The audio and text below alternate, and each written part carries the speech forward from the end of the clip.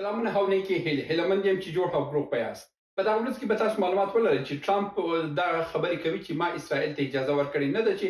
پر ایران باندې حمله وکړي او دا حمله هم چې کړې ده خپل په خوښه کړې ده او یا امریکا چې د په دې کې هیڅ رول هم نه لري. نن په دغه ویډیو کې تاسو سره خبرې تاسو ته معلومات درکوم چې دغه جګړه د اسرائیل خپل په خوښه وکړه د امریکا په خوښه و چې دا کار باید تر سره شوی وای. زه پر دغه موضوع باندې خبرې کوم او تر اضافي خبرې تیریږو چې کله هم تاسو د سیاسي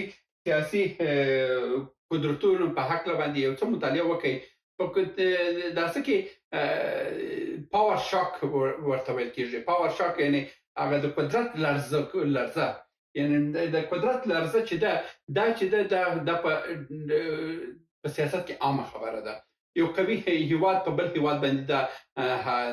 غیر مستقیم ډول باندې او اختیار ورکوي چې اوس ما خبرې مني کې نه مني. نو اوس اوره امریکا وره د ایران سره خپل خبرې اترې شروع کړې او دا خبرې اترې حدود د 2010 څخه شروع دي. تر اوسه پورې دا خبرې دوام لري چې 2015 کال دی او دا خبرې دوام لري او خبرې چې دوام لري په خبرې کې تشې دی او امریکا د ایران څخه څه غواړي؟ ایران څخه غواړي چې ته ورونه ته حاتمي وسله نسی جوړولای،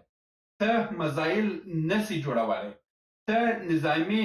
ځواک نسی جوړېدلی چې په سیمه کې تاسو نظامی ځواک جوړ شي، ته سیاسي ځواک په سیمه کې نسی جوړېدلی. دا ټول برخې دي چې تاسو نسی جوړولای چې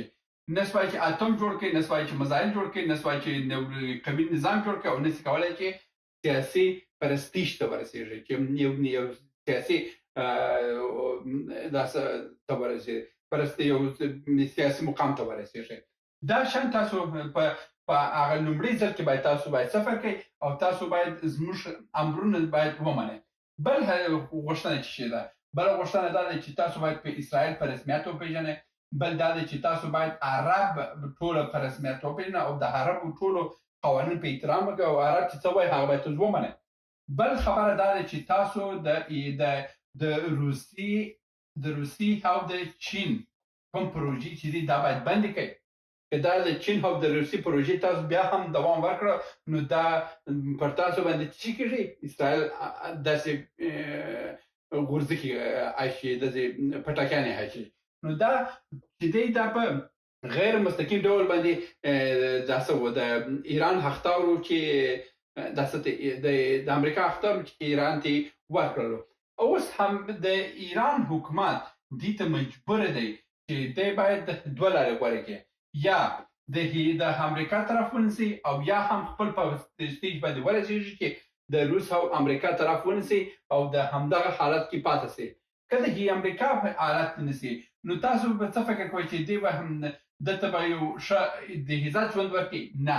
امریکا چې د ایران ته په هیڅ ډول باندې هیڅ وخت باندې په سیال سترګه نه ګوري ځکه چې عربان نه غواړي چې ایران باید په یو ښه سترګه باید په یو ښه مقام کې په نړۍ کې پاتې شي. نو عربان وایي چې نه، ایران باید داسې سفر شي چې دوی په لکه افغانستان غوندې چې هر ورځ کې انتحاریان و انفجارونه او هلته بنسټونه ټول تباه شو، همدغه ډول د بنسټونه باید د ایران لا هم یو په دوه باندې یو په بل باندې ټوله تباه شي. او که بیا د چین خواته راځي،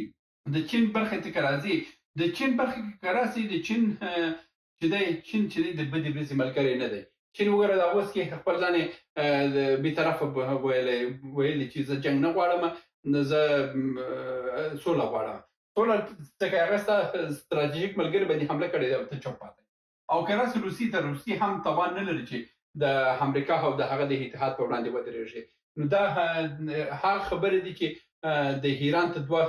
لارې پاتې دي. او که راسو د روسي خبره، احمدي نژاد وګوره، احمدي نژاد 3 کاله وړاندې یو خبره کړې وه چې دا ورځ کې ویډیوګانې هم راوتلې وي. دا ویډیو کې ویلي وو چې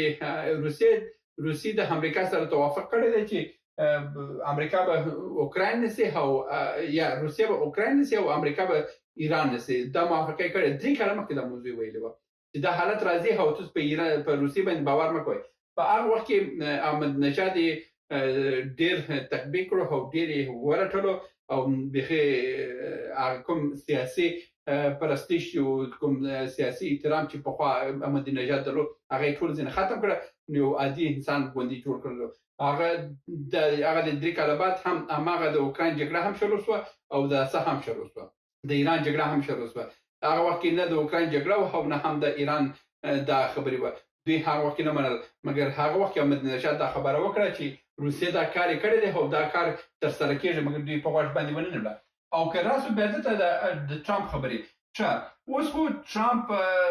د کلونو خپل زحمات امریکا وایستلو د ایران سره خپل خبرې وکړې مګر خبرې نتیجه نه ورکوي اوس چاره څه ده باید څه وشي خبره دا ده چې ایران مجبور دی چې د امریکا خواهشات ومني او د امریکا خواهشات چې ومنل تاسو باید هلته اخوندي نظام باید ختم شي اخوندي نظام چې ختم شو موږ باید وای انتخابات ته لاړ شي انتخابات چې لاړه هلته یو د دوی خپل یو کس راوړي کښینی چې خپل کس یې راوړلو بیا هغه د جمهوریت دولت چې په افغانستان کې چې هر ورځ کې انفجار انتحار او وژل او سړکان او لنډه غریب و داسو دا حالت په ایران کې روان دي دا زما ویډیو د تاسو سره وسی کنه وسی دا حالت په ایران باندې را روان دی په بل موضوع کې دا خبره کومه که ایران د امریکا خبر مستقیم ردی څه کېږي که ایران د امریکا خبرې ته رد جواب ورکړلو بس پر ایران باندې حمله ده ایران باندې حمله ده دا حمله به د ایران د امریکا په امر وسی او د عراق د امنیتي بیسو څخه هم او باندې بمباریان وسی د عرب هیوادو څخه هم وسی د عرب خلیج څخه به هم وسی د اسرائیل څخه به هم وسی یعنی د هر لوري څخه به هم عملی ډیره سي او دا به د ځاسه لپاره د ایران د حکومت د سقوطېدو یوازینۍ لار به او مخکې هم تاسو ویل چې د ایران د امریکا پښه ورته ننوتله د جګړې ژر نه ختمي په ایران کې جګړه شاید یو کال دوه کال دوام وکړي د نن په ایران کې به دوام وکړي او د ایران ټول بنسټونه باید خراب شي بیا وروسته امریکا ورننوځي اوس په پای کې دا خبره تاسو ته وایم چې د اسرائیل جګړه د امریکا په غوښتنه وکنه وګوره اسرائیل چې دی د امریکا تر غوښتنه او اسرائیل سره دومره توان نشته چې خو په اساس دا یو پاور شاک چې د قدرت لرزه و چې امریکا د ایران اوسنی حاکمان ته ورکړه مګر په حقیقت کې هم دغه چې دغه پاور شاک وروسته جګړه کېږي او ایران هغه څو حکومت دې د به هم نسکول سي او البته بنسټیز چې ایرانیانو کړی دي دا په ټول تباہ په اخر کې یو موضوع چې د ټرمپ او د پوتین او د ټرمپ د ټلیفوني خبرې چې دا بل ورځ کې سی ویلو چې ساعتونه هم دوام کړی دی په دې خبرې کې ویلو چې پر ایران باندې جګړه چې ختم سي لکه څنګه چې د احمدي نژاد خبر ته سړی وګوري دا کیسه به پلان سوي کیسه ده او د ټرمپ او د پوتین ټلیفوني خبرې به هم د دومره اثر ونه کې په دې جګړې باندې او د بل لوري بیا دا څه هم ویل دي